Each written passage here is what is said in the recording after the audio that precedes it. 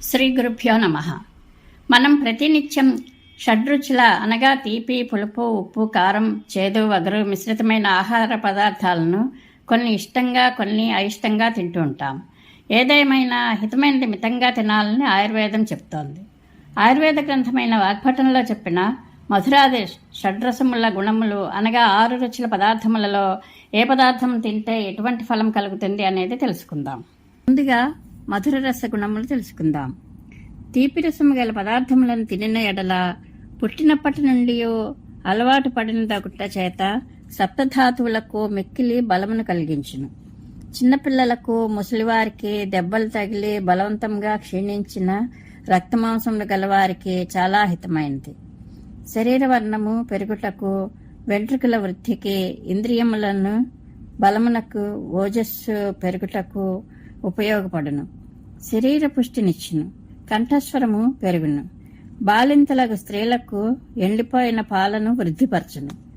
గురుగుణము గలది, ఆయుష్కారకము, ప్రాణరక్షకము, స్నిగ్ధగుణము గలది, పిత్త వాత విషములను హరించును. ఈ మధుర రసమును అధికముగా వాడిన ఎడల మేధస్సుతో కూడిన కఫ వ్యాధులను పుట్టించును.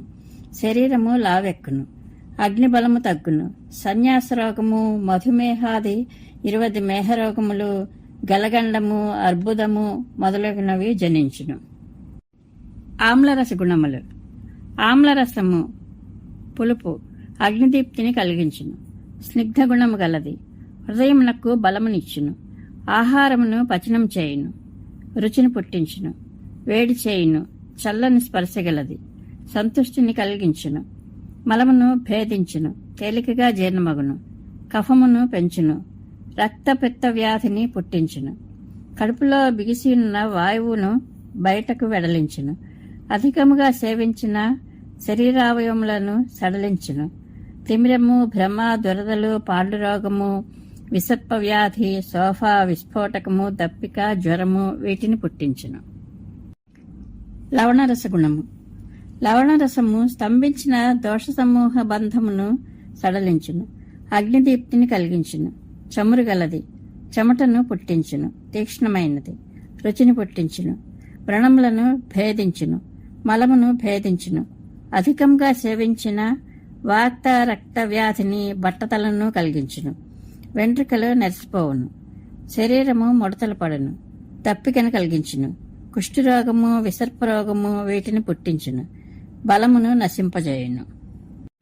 తిక్త అనగా చేదు గుణము. చేదు రసము స్వయముగా అరుచి గలదైనప్పటికీ అరుచిని హరించును. క్రిములను, దప్పికను, విషమును, కుష్ఠ, మూర్ఛ, జ్వరములను, ఓకిరింతను, శరీరమునందలి మంటలను, వేడిని, కఫమును వీటిని హరించును. శరీరమందలి వ్రణముల నుండి స్రవించు జలమును, మేధస్సును, మాంసమునందలి కొవ్వును, ఎముకలలోని మూలుగను, మలమూత్రములను శోషించును. తేలికగా జీర్ణమగును.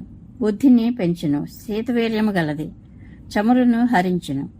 స్త్రీల పాలను, కంఠమును శోధించును. అధికముగా సేవించిన ధాతువులను క్షీణింపజేసి వాతరోగములను పుట్టించును. కటురసము అనగా కారము గుణములు. కటురసము కంఠరోగమును, ఉదర్ధ వ్యాధిని, కుష్ఠువును, అలసకమును, వాపును పోగొట్టును. వ్రణములను తగ్గించును. శరీరమందలి చమురు పదార్థమును, మేధస్సును, క్లేద జలమును వీటిని శోషింపజేయును. అగ్నిదీప్తిని కలిగించును. అన్నమును జీర్ణింపజేయును. రుచిని పుట్టించును. శ్రోతస్సులను శోధించును. ఆహారమును శోషించును. శ్రోత మార్గములందు బంధింపబడిన దోషములను ఛేదించి శ్రోత మార్గములను అనగా నవరంధ్రములను తెరపించును. కఫమును హరించును. అతిగా సేవించిన దప్పికను పుట్టించును. శుక్రమును, బలమును నశింపజేయును. మూర్ఛను కలిగించును. అంగములు ముడుచుకున్నట్లు చేయును. వణుకు పుట్టించును. నడుము, వేపు వీటి అందు పీడను కలిగించును.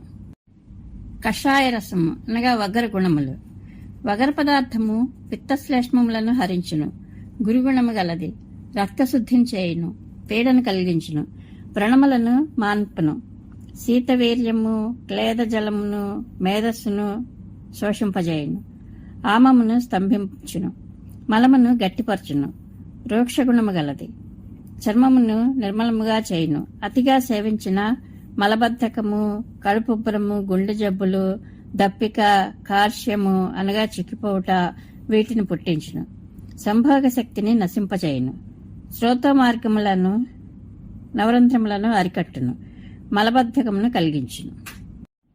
ఈ విధముగా వాగ్భటము సూత్రస్థానంలో షడ్రసముల యొక్క గుణములు నిరూపింపబడినవి. వీటిని సేవించటం వలన కలుగు రోగములను, పోగొట్టబడు రోగములను కూడా చెప్పబడినవి. ఈ రసములు ఆయా ఋతువులను అనుసరించి మరల హితాహితములను కలిగించున్నవి. ప్రధానముగా కాలము ఆదాన కాలమనియు విసర్గ కాలమనియు 2 విధములు. ఆదాన కాలమనగా ఉత్తరాయణము, విసర్గ కాలమనగా దక్షిణాయనము అని అందురు. ఈ షడ్రసముల పదార్థములను ఏ ఋతువులలో సేవిస్తే ఎటువంటి ఫలములు కలుగుతాయి అనేది మరొక వీడియోలో తెలుసుకుందాం. పరమేశ్వరానుగ్రహ ప్రాప్తిరస్తు. శుభం భూయాత్.